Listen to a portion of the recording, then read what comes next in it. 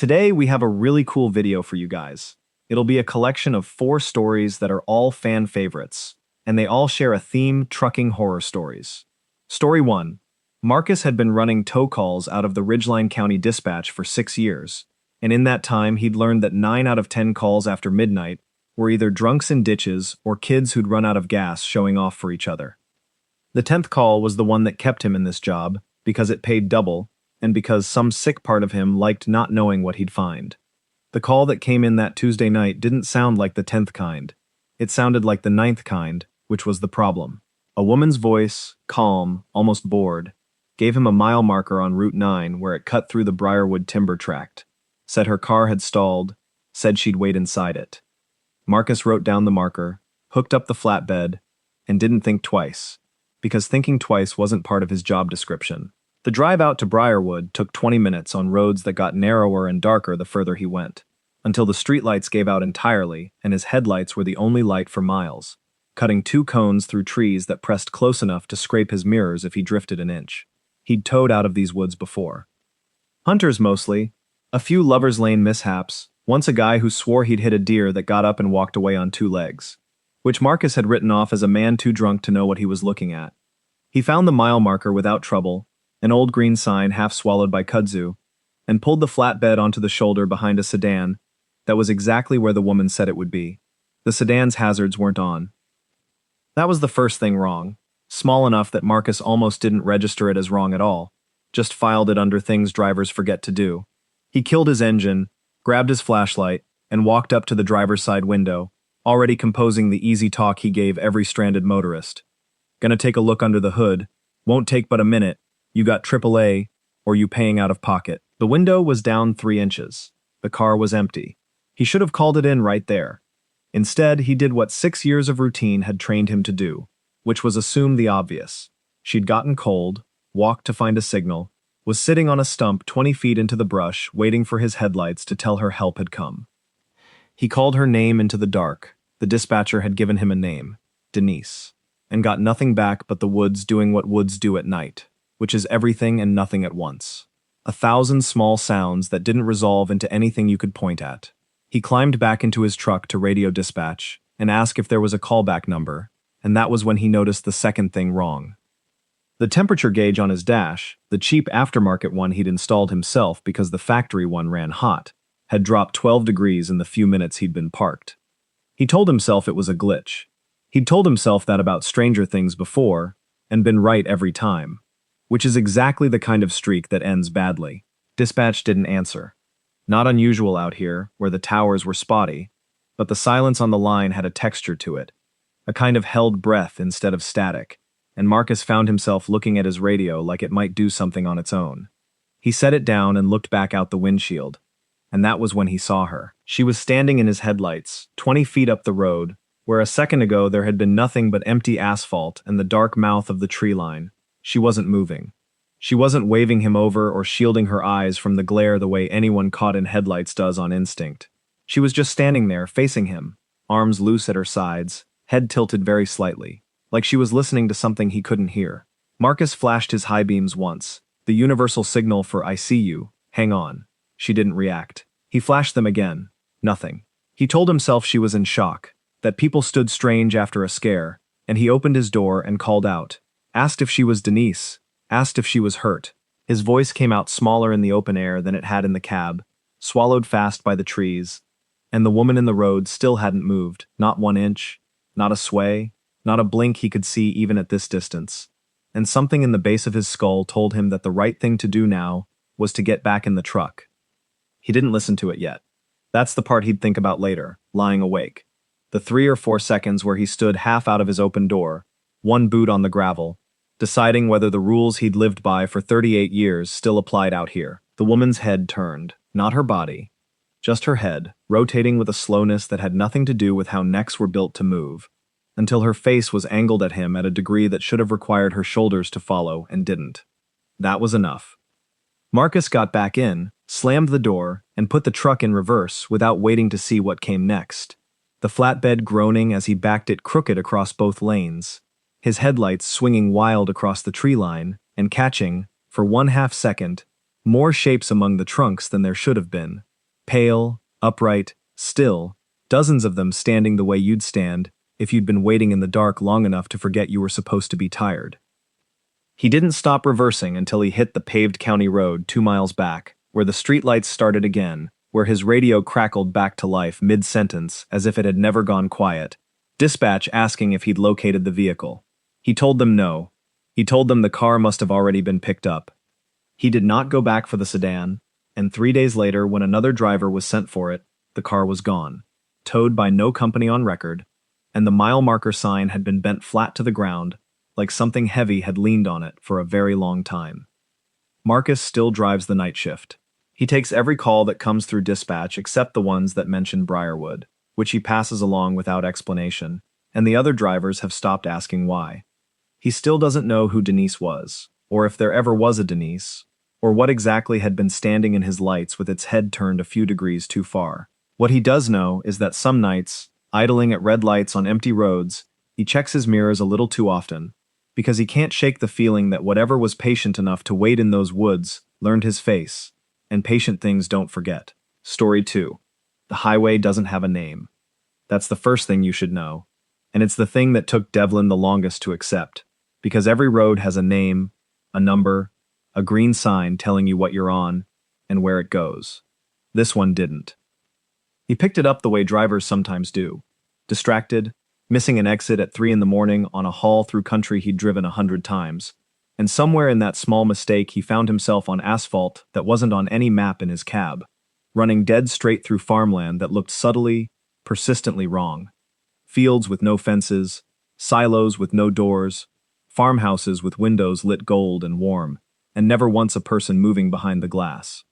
He'd been driving it for what his dashboard clock insisted was 6 hours, though the sun never moved and never set, hanging low and orange at a single fixed point, like someone had hit pause on the sky. He'd tried every exit ramp he passed, and there were exits, more of them than any real highway would have, peeling off every mile or so into the haze. But every single one looped him back onto the same stretch of road, the same farmhouses, the same silos, like the whole thing had been folded into a loop and stitched shut. He'd stopped trying to call anyone after the second hour. Once he understood his phone showed 5 bars and connected to nothing, every call ringing into a silence that wasn't quite silence, that had a faint sound underneath it like wind moving over a great distance. His CB radio worked, in the sense that it produced noise, but the only thing he ever picked up was a voice, male, flat, unhurried, that repeated the same handful of phrases on a loop he couldn't tune away from. Keep your speed. Don't stop for the lights in the fields. Almost there. He'd never said where there was. What kept Devlin sane, if sane was still the word, was the rule he made for himself in the first hour, and had not broken since. Don't look at the farmhouses too long. The first time he had, slowing to study a window that seemed, for just a second, to have a shape standing behind the curtain, the truck's engine had stuttered, the temperature in the cab dropping hard enough to fog his breath, and the radio voice had said, for the only time, a sentence that wasn't on its loop, "He's looking." After that, Devlin kept his eyes on the white line and didn't look away again, no matter what moved at the edge of his vision in the goldfields, no matter what shapes paced him at a distance just past where the headlights gave out. Hour 7, by the dashboard clock that had stopped meaning anything, the road began, almost imperceptibly, to change. The farmhouses thinned out. The fields turned to something that wasn't quite fields anymore, more like the suggestion of fields, brown and flat and featureless, like a sketch someone had started and abandoned. The orange sun, fixed in place for what felt like a lifetime, finally began to move, sliding with unnatural speed toward a horizon that hadn't existed an hour before. A black line, dead straight, where the road simply stopped. The CB radio voice changed its loop for the second time. You're almost at the end.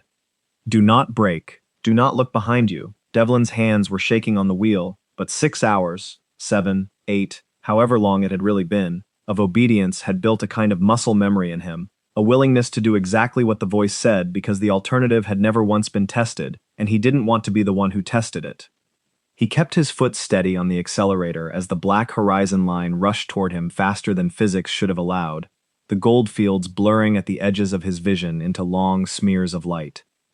Behind him, in his side mirrors, which he was absolutely, deliberately not checking. He caught one motion he couldn't unsee.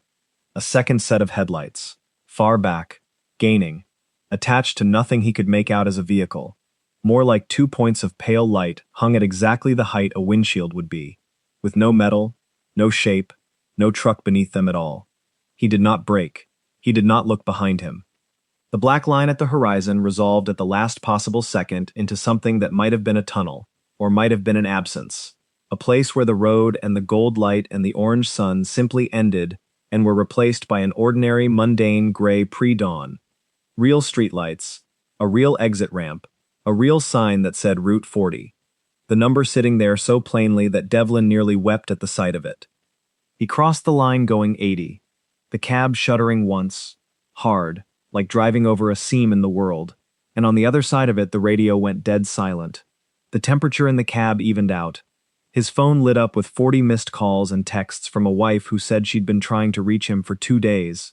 Not 6 hours, 2 full days, and the orange sun behind him was simply gone, replaced by an overcast Tuesday morning sky like any other. He pulled into the first truck stop he found and sat in the cab for 40 minutes before he could make his hands work the door handle. The other drivers there didn't ask him anything, which he later understood was its own kind of mercy, because some of them had the same look he must have had, the look of men who'd taken a wrong exit somewhere and made it back out the other side, and who now drove every highway in America watching their mirrors a little too closely, looking for 2 pale lights hung at windshield height, with no truck attached, patient enough to wait on any road, at any hour, for someone to miss their exit again. Story 3. The toll booth sat on County Road 17, where it cut through 40 miles of nothing between 2 towns too small to matter, and Renata had worked the night shift there for 4 years because the pay was decent, and because, mostly, no one came through after 11. That was the whole job. Sit in a box of glass and steel, take the $2, watch the gate go up, watch the taillights disappear into the dark on either side, and try not to think too hard about how lonely a job could get before it started doing something to a person's head. She'd heard the stories before she ever applied, the way everyone in that part of the county had, that the old booth, the one torn down before they built this one, had something happen in it, something nobody would give a straight answer about, the just headshakes and change subjects. She hadn't believed it, not really, not in the way that changes how you live, believing it was a luxury for people who didn't need the paycheck. The first sign that the stories might have more truth in them than rumor came on a Tuesday close to midnight, when a car approached the booth slow, the way they all did this time of night, and stopped at her window the way they were supposed to. Except the driver didn't roll down his window. He just sat there, both hands on the wheel, looking straight ahead through his windshield at the gate arm, and didn't move, didn't pay, didn't acknowledge her tap on the glass, for almost 2 full minutes, until, without her touching anything, the gate arm lifted on its own, and the car pulled through into the dark without a sound from its engine that she could place as right. She told herself it was a glitch in the gate mechanism. She'd seen stranger malfunctions in 4 years on this road. But that was the night she started keeping a log, just for herself, off the books, of every car that came through after 11, and did something that didn't sit right. Within a month, the log had 30 entries. Cars with no drivers visible at all, paying in coins that turned out, when she finally worked up the nerve to check the till, to be currency that didn't exist anywhere she could find. Old, foreign, dates that hadn't happened yet. Cars that approached from the eastbound lane and somehow, impossibly, were also recorded by the booth's camera approaching from the west at the same exact second. She thought about quitting. She didn't, because the paycheck was the paycheck, and because by then she'd noticed something that scared her more than any of it: the regulars. There were maybe 6 or 7 vehicles that came through on a rotation she could predict almost to the minute, always between 1 and 3 in the morning, always paying with the impossible coins, always with drivers who never turned their heads, never spoke, never did anything but sit and wait for the gate and pass through into whatever waited on the far side of her little pool of fluorescent light. One of them, a pale blue sedan with a long crack running the width of its windshield, started coming every single night. Always the same lane, always the same speed, slowing to a stop at her window at almost exactly 1:47, according to her log. And always, this was the part that finally broke something loose in her resolve to stay quiet about it, always with the driver's face turned toward her this time. Not the windshield, a face she couldn't quite resolve into features no matter how hard the booth's lights tried to fill in the details, like looking at someone through frosted glass. She called her supervisor. She called the county.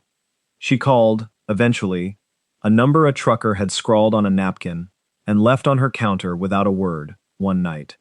A number that connected to a woman who didn't introduce herself and only said one thing before hanging up.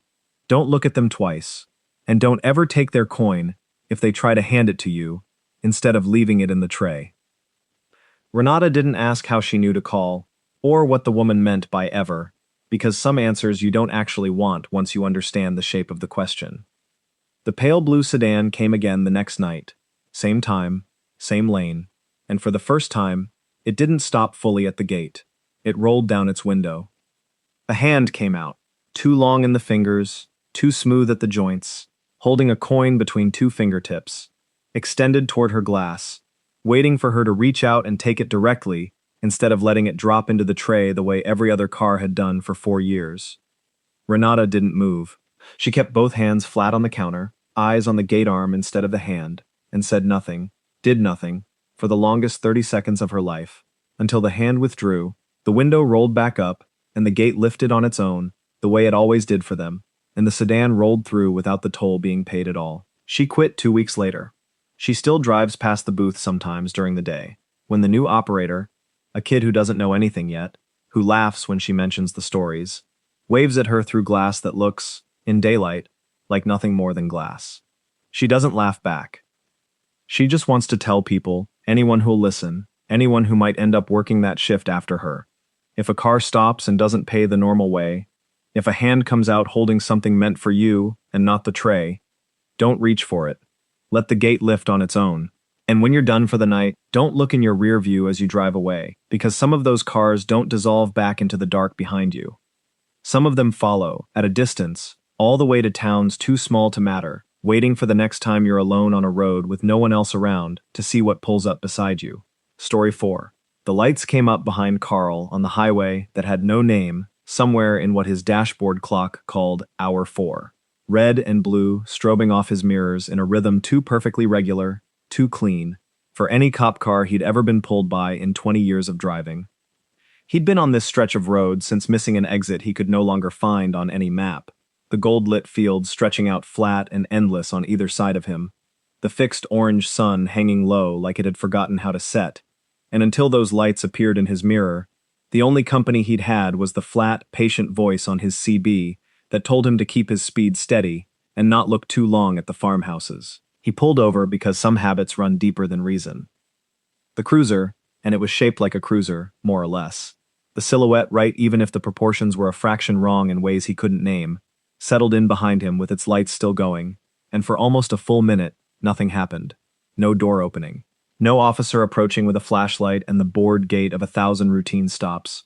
Just the lights, turning, washing red and blue across his side mirror and across the gold fields beyond it, which seemed, in that flickering light, to hold shapes among the distant crop rows that hadn't been there in steady daylight. When the door of the cruiser finally opened, the figure that stepped out moved like it was being operated by someone unfamiliar with how legs worked. A stride that started too fast and then corrected itself halfway, evening out into something almost normal by the time it reached Carl's window. The face under the hat brim was the wrong kind of generic. Features that should have added up to a person and somehow didn't. Smooth in places where a face has texture, and Carl found himself staring straight ahead through the windshield instead, the way you'd avoid looking at the sun. License and registration, it said, in a voice that came out a half-second out of sync with its mouth. Carl handed both over with hands that he was proud, later, to remember had not shaken.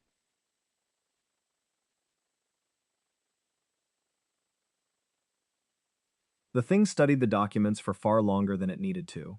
Long enough that Carl began counting his own heartbeat just to have something steady to hold on to. And when it finally spoke again, it asked him a question that had nothing to do with traffic law. He said he didn't know exactly. Hours, he said.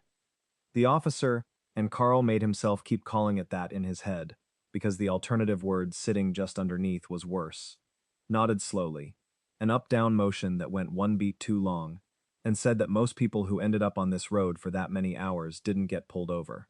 They just kept driving until the road decided what to do with them. Carl asked, against every instinct telling him silence was safer, what that meant.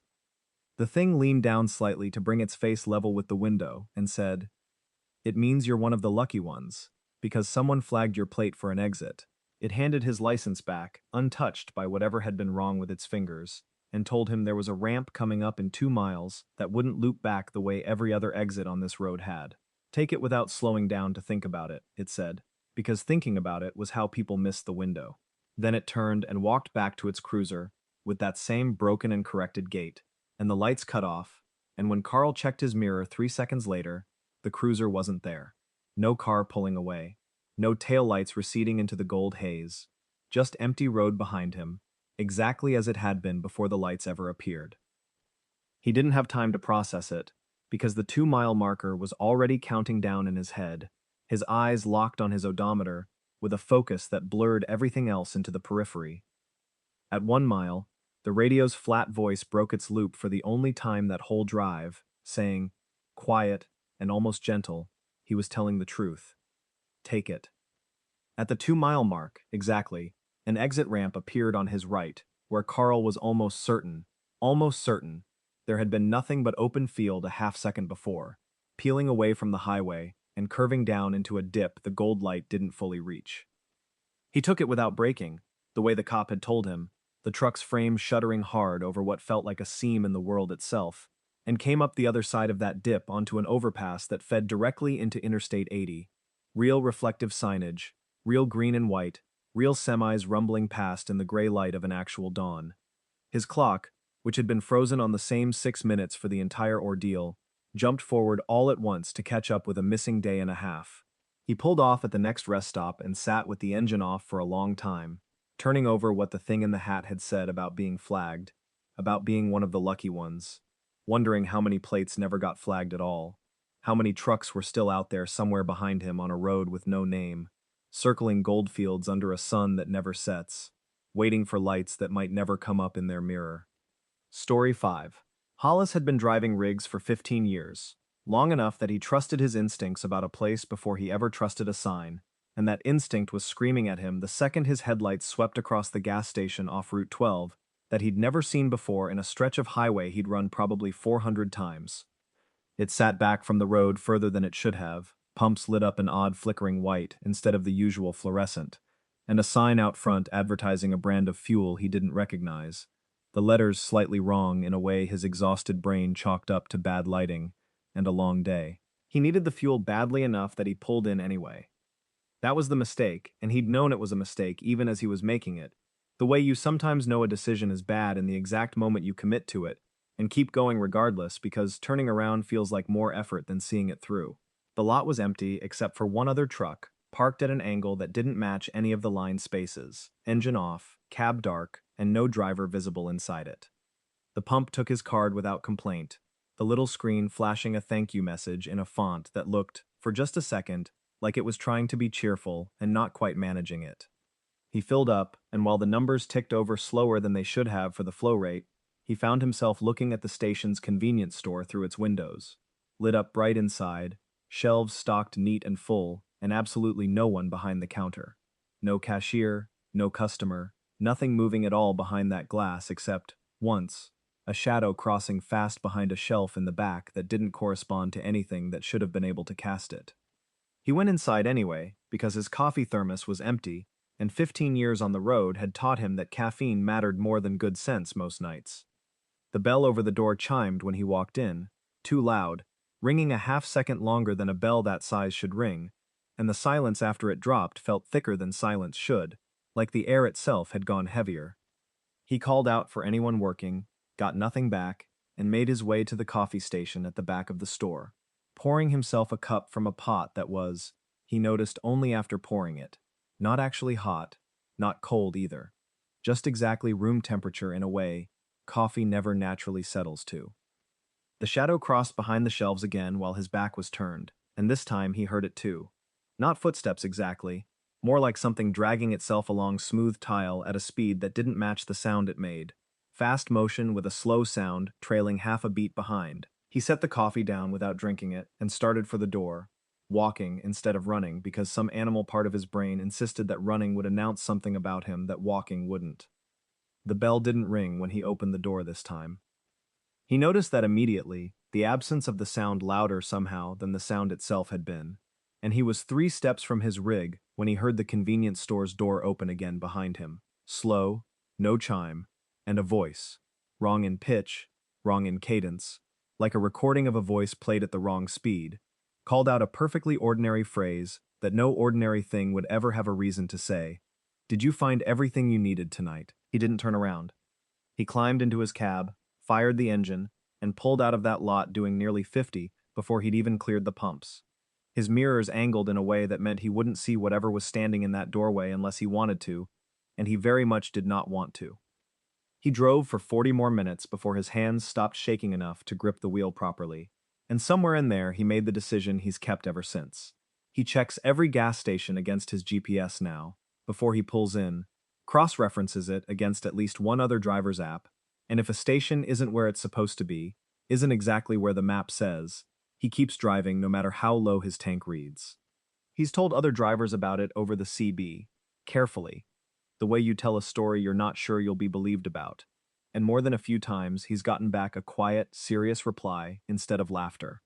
Other voices in the dark admitting they'd found a station like that too, on a different stretch of road, in a different state, always at night, always advertising fuel that didn't exist, always with that one other truck parked crooked in the lot with no driver in sight.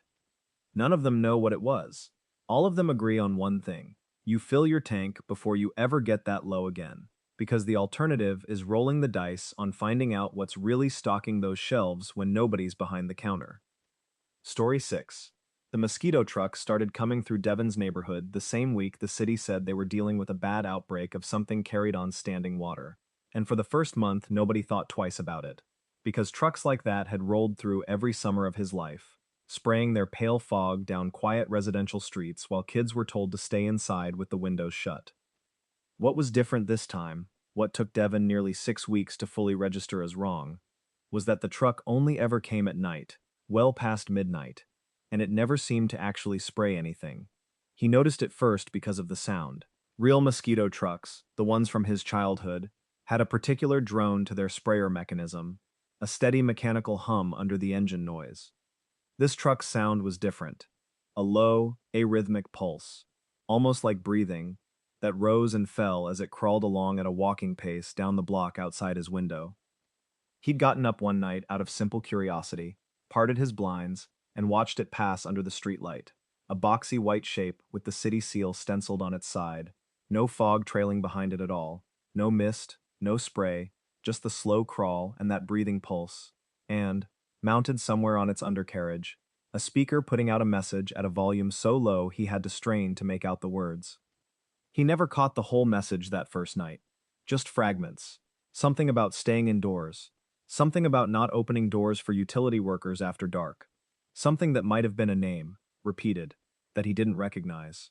He told himself it was a legitimate, if oddly worded, public health broadcast, the kind cities sometimes farmed out to whatever vendor came in cheapest and least competent at writing copy. He went back to bed and didn't think much more about it until the second week, when his neighbor Priya stopped him in the hallway of their building and asked, carefully, like she was testing whether he'd think she was crazy, if he'd been hearing the truck too. They started comparing notes after that, the two of them, and eventually 3 other people in the building, who'd noticed the same thing, piecing together a fuller version of the message from different nights, when one of them had managed to catch a clearer pass. It was always slightly different, always the warning about doors. Always a name, or sometimes 2 names, that none of them recognized, until the week Priya came to Devon's door pale, and said the name on the recording the night before had been her brother's, the one who'd died 4 years ago, said clear as anything between the static. Devon called the city the next morning, spent 40 minutes on hold, and was eventually told, flatly, that the city did not operate any mosquito abatement vehicles in their district, hadn't for 3 years since the program lost funding, and that no spraying had been authorized or scheduled for their entire zip code that summer. He hung up and sat with that for a long time, the easy explanation gone, replaced by nothing he wanted to look at directly. The truck kept coming. Every few nights, the same slow crawl, the same breathing pulse, the message shifting subtly each time, always with names, always with that instruction about doors that had started to feel less like advice and more like a rule with consequences for breaking it. One of the neighbors, a guy named Felix who worked nights and had seen the truck up close more than anyone, swore the driver's seat was empty every single time it passed under a working streetlight, the cab dark and unoccupied, the truck steering itself in a line too perfectly straight for any real road to allow. Devon stopped sleeping well after that conversation. He started staying up later, watching from his window instead of going to bed, telling himself it was just to satisfy his own curiosity, knowing somewhere underneath that it was something closer to a vigil. 3 nights later, the truck's message came through clearer than it ever had, the volume somehow higher, and this time the name it said, slow and deliberate between bursts of that wet-breathing static, was his own. He didn't open his door. He didn't go outside to confront it. He sat on his floor below the level of the window, with his back against the wall, until the sound of the engine faded all the way down the block and didn't come back that night. He still lives in that building.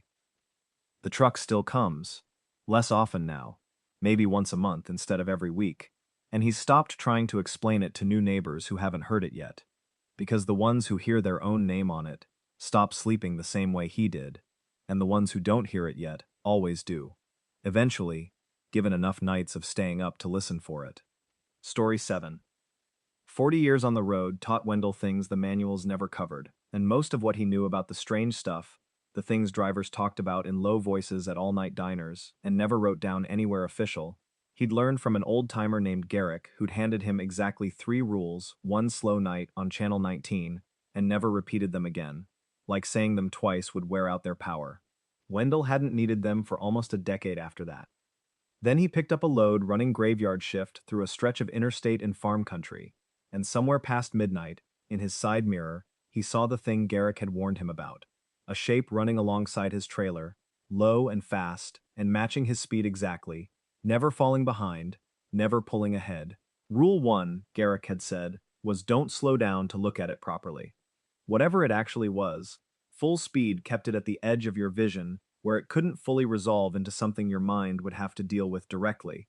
And dealing with it directly was, according to Garrick, how men lost their nerve permanently on long routes. Wendell kept his speed locked at 68 and didn't ease off the pedal even when every instinct told him braking was the safer move. The thing in his mirror keeping perfect pace. A long, dark, low-slung silhouette moving with a gait that had too many points of contact with the ground to be anything four-legged or two. Rule 2 was, don't acknowledge it on the CB. Other drivers, Garrick had said, sometimes keyed their mic when they saw it, said something to break the tension, a joke, a curse, anything, and the ones who did that were the ones who started hearing it answer back on channels that shouldn't have carried any signal at all. Wendell kept his hand well clear of the mic, even as his radio, untouched, crackled once with a low sound that wasn't static and wasn't quite a voice either, something in between, like a throat clearing itself in a chest too big to belong to anything that should be running alongside a semi at 68 miles an hour. Rule 3. The one Garrick had delivered slowest and most carefully, like it was the rule that actually mattered. Don't let your high beams catch it for longer than a second. A flash was fine. A flash might even discourage it. But a sustained beam, Garrick said, was the same as staring at someone in the dark, and staring was an invitation it would eventually accept. Wendell's headlights, fixed forward, weren't the issue, but his trailer had old yard lights mounted along its side that sometimes kicked on automatically when something large moved within range, and as he drove, he felt the dull thud of those lights triggering, throwing a sustained beam directly onto the shape pacing him. He couldn't turn them off from the cab.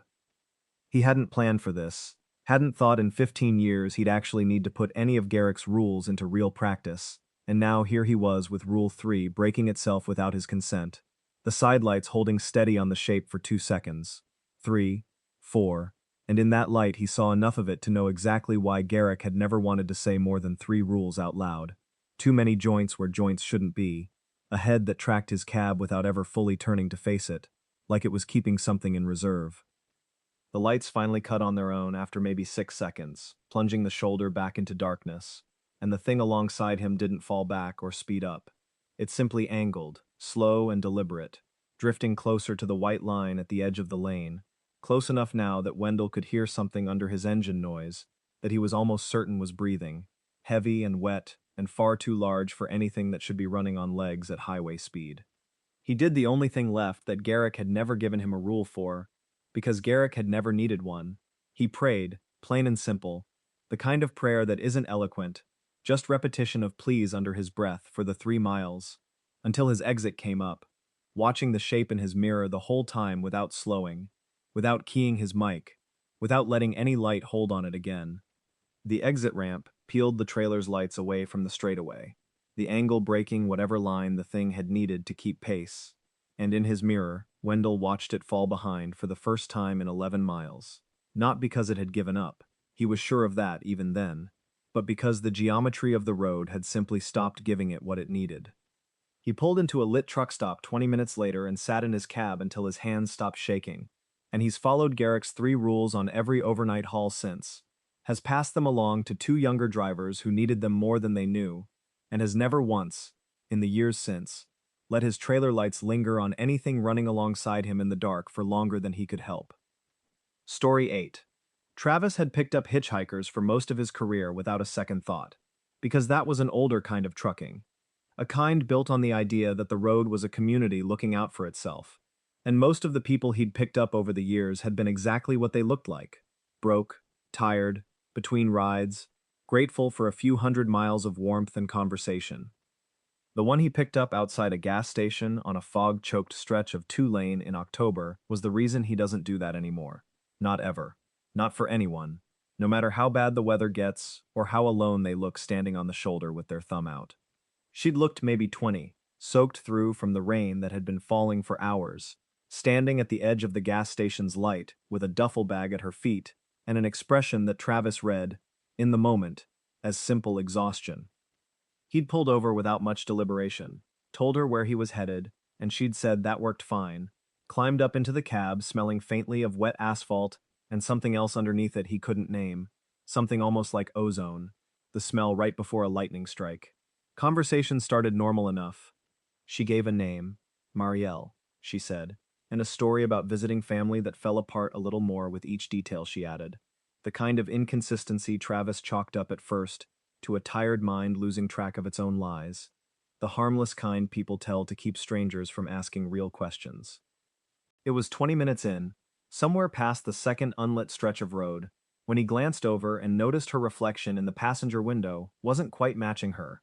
A half-second delay between her turning her head and the reflection following, subtle enough that he almost convinced himself he'd imagined it. He hadn't imagined the smell getting stronger. By the half-hour mark, it filled the cab entirely, and her voice, when she spoke, had developed a strange quality underneath it, like 2 people speaking the same words slightly out of sync, one a fraction behind the other. She asked him, casual as anything, if he ever picked up people who weren't really looking for a ride at all. Travis asked what that meant. She didn't answer directly. She just smiled, and her smile held a beat too long. Longer than any human face holds a smile without the muscles needing to do something else. He started watching the road signs for the next town with an intensity he hadn't felt in years, calculating distance, doing the math on how many more minutes he'd have to share this cab with whatever was sitting next to him, wearing the shape of a young woman named Marielle. She seemed to know what he was doing. She told him, without him asking, that there wasn't a town close enough to matter, that the fog outside had pulled in tight enough now that even his GPS wouldn't find anything real on the screen, and when he glanced down to check, his GPS was indeed showing nothing. No roads, no markers, just a blank gray screen with his own location dot sitting alone in empty space. The temperature in the cab dropped the way it does right before a storm breaks, fast and total, and Marielle's reflection in the window finally caught up with her real movements, which Travis somehow understood was worse, not better, like something had decided it no longer needed to maintain the gap between them. She turned her head fully to look at him then, and her eyes, in the dashboard light, held no white at all, just a dark all the way through that didn't reflect a thing. He didn't slam the brakes, because some instinct told him stopping was exactly what it wanted. He kept the truck steady, eyes forward, and said, as evenly as he could manage, that he needed to pull over at the next wide shoulder to check a tire. The kind of mundane lie that drivers tell each other 100 times a week. She said that was fine, in that same double voice, and didn't move, didn't react, just kept watching him with those depthless eyes while he found a shoulder wide enough and slowed the rig to a stop, every nerve in his body screaming at him to keep driving and never stop at all. He told her, once stopped, that this was as far as he could take her, voice level, hand already on the door handle to make it look like routine, like nothing was wrong. She studied him for a long moment that felt like it lasted an hour, and then, without a word, the door on her side opened on its own, and she stepped out into the fog, which seemed to part for her in a way fog doesn't part for anyone, swallowing her shape whole within 2 steps, gone before Travis could process that she hadn't said goodbye. He drove the rest of that night with every door locked, doing 15 over the limit on roads that didn't deserve it, and didn't stop until he hit a truck stop bright enough to feel like daylight. He still does long hauls. He still passes plenty of hitchhikers standing soaked and miserable on lonely shoulders in bad weather. He doesn't stop for any of them anymore, not one, and he tells anyone who'll listen that the cost of being wrong once isn't worth the cost of being right about the wrong person climbing into your cab, because some of them aren't people at all, and they don't all wait for fog to give themselves away.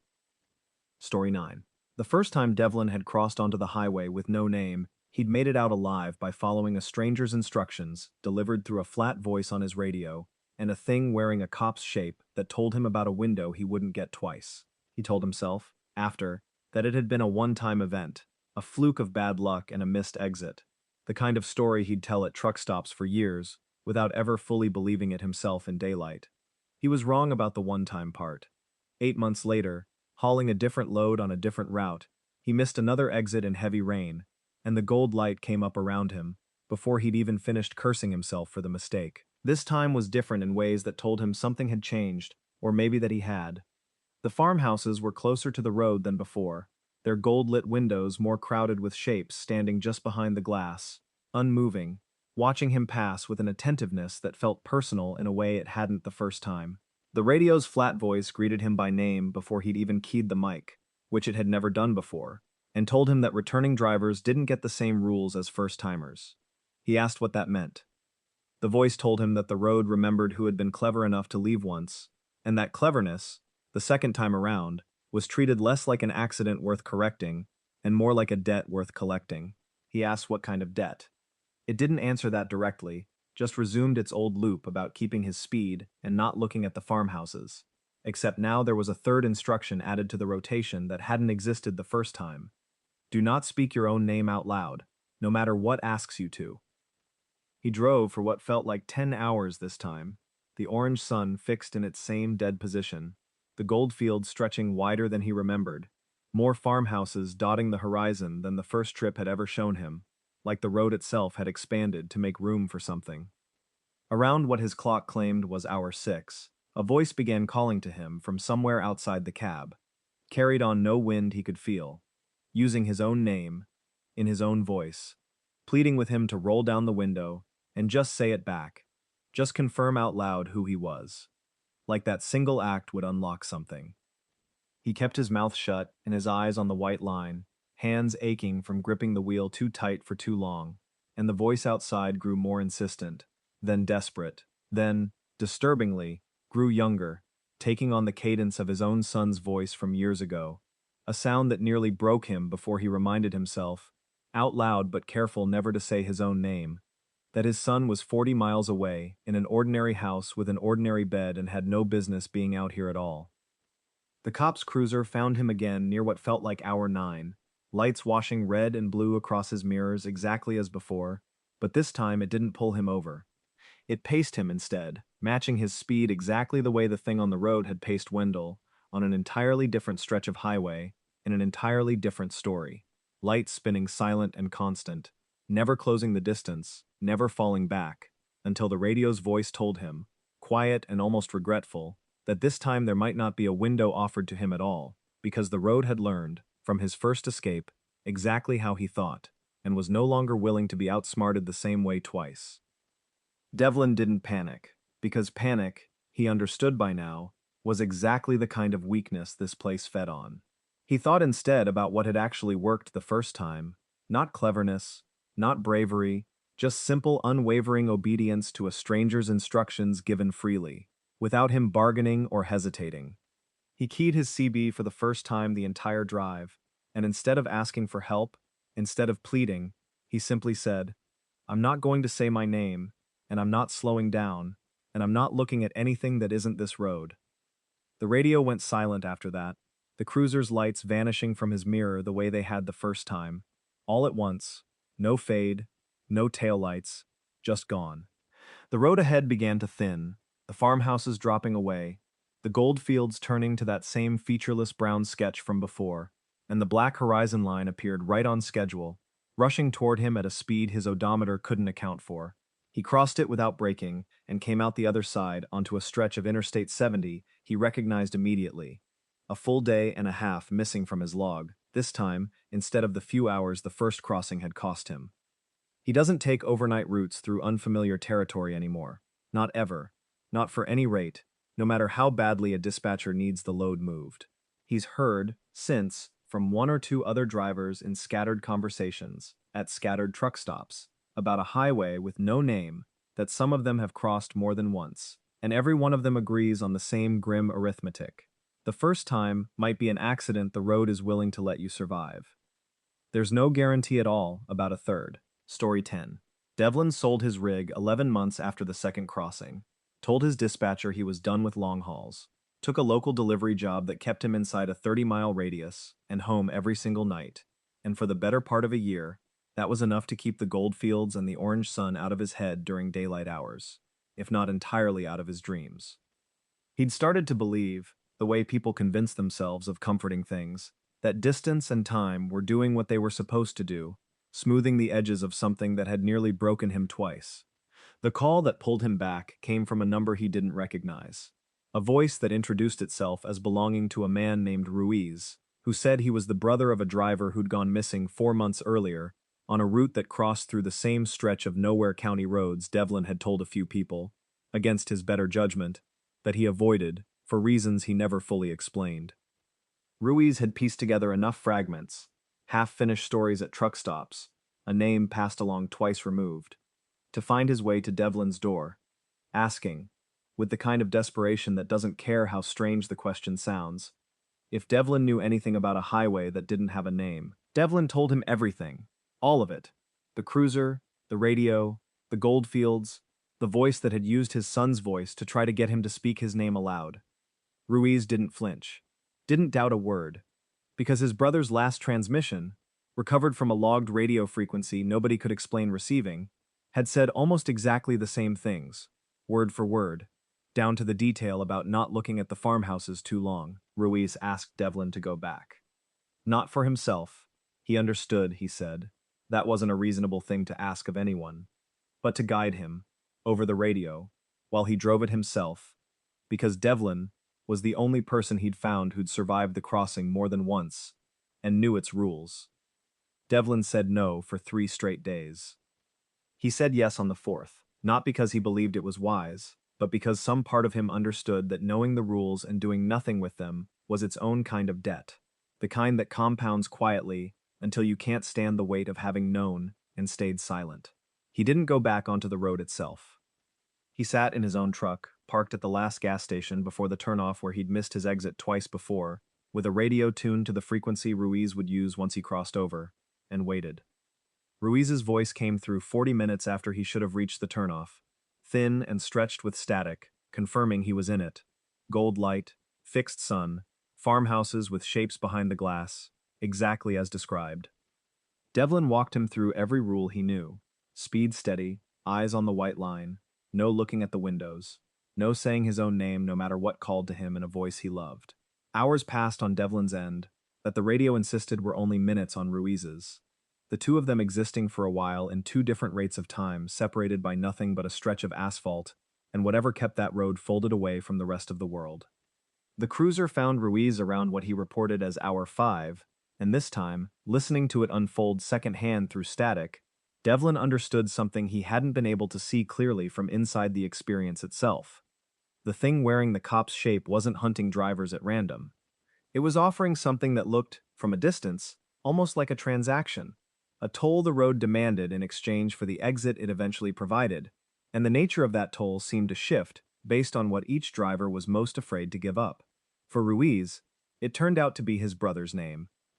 The cruiser, pacing him exactly as it had paced Devlin twice before, told him through the static that his brother had been offered the same kind of window Devlin once received, and had taken it gladly, and that if Ruiz wanted to follow the same exit ramp his brother had found, all he needed to do was say his brother's name out loud, and mean it, as a kind of goodbye, releasing him fully, so the road would consider the matter settled, and let two men go, instead of holding one in reserve.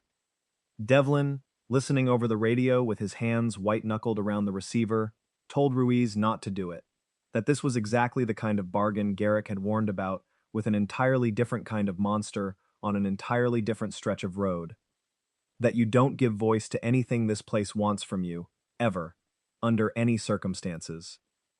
Ruiz, his voice breaking, said he understood, and didn't say the name, and instead simply drove, the way Devlin had the second time, refusing every offer, every voice, every plea borrowed from people he loved, until the black horizon line appeared on schedule, and he crossed it without breaking, coming out the other side 4 states away from where he'd entered, alive, alone, his brother still missing, the debt unpaid and unsettled, and, as far as either of them ever determined, still sitting out there on a highway with no name, waiting for the next car to miss its exit, and wander in close enough to be asked the same question all over again.